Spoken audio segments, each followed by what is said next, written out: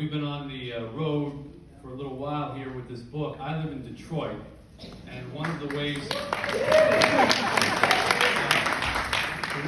you know that you're a long way from home is that when I came in here to pre-sign the books earlier, one of the nice women who was helping me said, "Yeah, we've got a nice crowd outside, and we're keeping them warm with hot chocolate."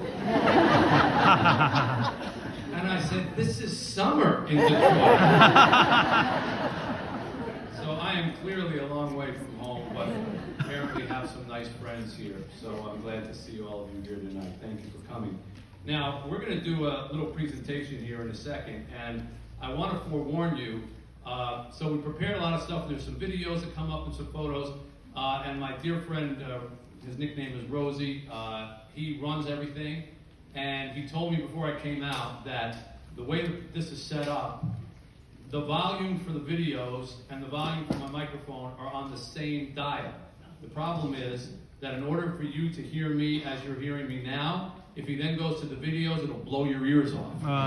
So every time I'm going to go to a video, he's going to have to get up, run around, put a little dial down, run back down, put it back down, and then do it again. So we're going to try a little technique where I'm going to lean in on the microphone a bit soft so that he can, and we've never done this before, and it may make for a couple of weird glitches, but now you're on the inside of it, so you know it more, so it's more fun that way. So if your ears get blown off for a moment, bear with us, Rosie will figure it out.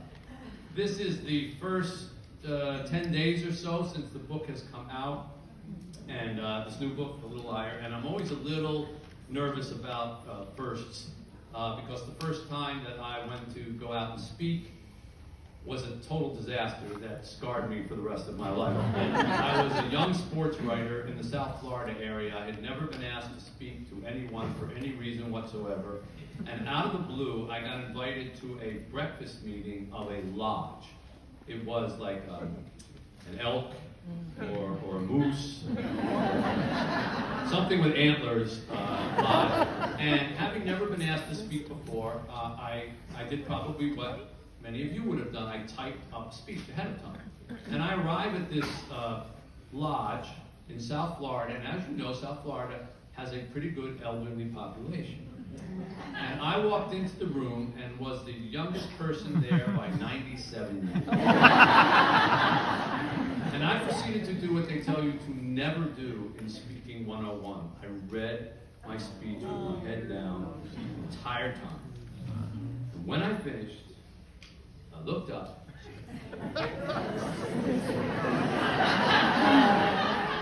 To a sea of sleeping faces.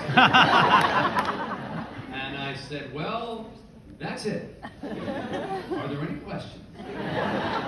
Nothing. Are there any comments? Nothing. So I sat down to this polite kind of, this sort of thing, and they're taking the plates away. I'm feeling like a complete failure. And this one older gentleman comes up to me, puts his arm around me, and says, "Can I ask you a question?" So I'm just happy to have anybody talking to me, And I said, "Sure." He said, "Are you going to eat that Danish?"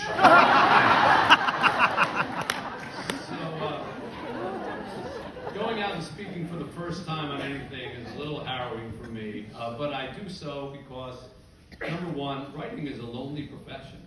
So the only time you ever get to meet the people that you're writing to is when you come out and do things like this. So I never complain about going on a book tour, signing books or things like that. It's wonderful to get a chance to meet people who are reading you. And the other reason is,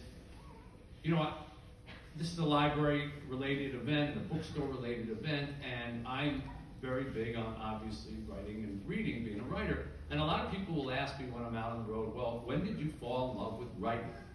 And I always say to them, "Well, you don't fall in love with writing until you fall in love with reading." And they say, "Well, when did you fall in love with reading?" So that's easy. I remember that day. I was about 7 or 8 years old, and I lived in a little town in New Jersey. And my mother, every Saturday, would take me to the library. This library was a little white building in the far end of town, and she would drop me off there, and I'd stay for a couple hours, pick out one book, and she'd come back, and I'd have the book for the week, and we'd repeat it every Saturday. So this one particular Saturday, when I'm 7 or 8 years old, I'm really into submarines. And I'm walking through the stacks of this little library, and I see a book that has a submarine on the flapjack. and it's called 20,000 Leagues Under the Sea. So I pull this book out, and I go up to the librarian, and I give it to her. Now, as you can see, I'm not the world's tallest person, but when I was 7, I was really small, and so I think she couldn't even see me over the front. And I have my shoes untied. She takes one look at me, and she says, "This book is too hard for you. Go to the children's section and get something there." So I do as I'm told. I go to the children's section, and I get a Curious George book. Because my philosophy is, when in doubt, go with the monkey. And so I check that out, and my mother comes, and she always does pick me up. I run down the steps, I get into the car, she starts to drive away, and she looks over, and she says, "Curious George, haven't you read that like 100 times? I said, "Well, yeah, but the librarian wouldn't let me take out the book that I wanted to take out." She said, "Why not?" And I said, "Well, she said it was too hard for me." My head hit the dashboard. She backs the car up, grabs me by the arm, races me into the library, goes up to the librarian, and starts screaming at him. She said, "Did you tell my son a book was too hard for him? Never tell a child that a book is too hard, and never this child." And the librarian was like, and my mom said, "Where's the book?" And the librarian points at it, she grabs it. I think we stole the book. Never even checked it out. And we get in the car, we drive home, and I take the book, and I go up to my bedroom, and I open the book, and it's way too hard. But I plowed through it. And I plowed through it because I realized that this writing thing must really be important. This reading thing must really be important. Because my mother was ready to deck a librarian over me. And I made it through the book because of that. And I always say that I sort of fell in love with reading on that day because my mother loved it so much. And we learn what's important by watching what's important to our parents. And so that kind of got into me and ended up bringing me here tonight. So I'm happy for all the readers and writers and bookstore people who are here.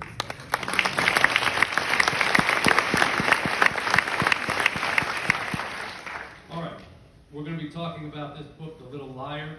I'm going to begin with one of the first pages, which kind of sets the tone by telling you who the narrator of the book is going to be.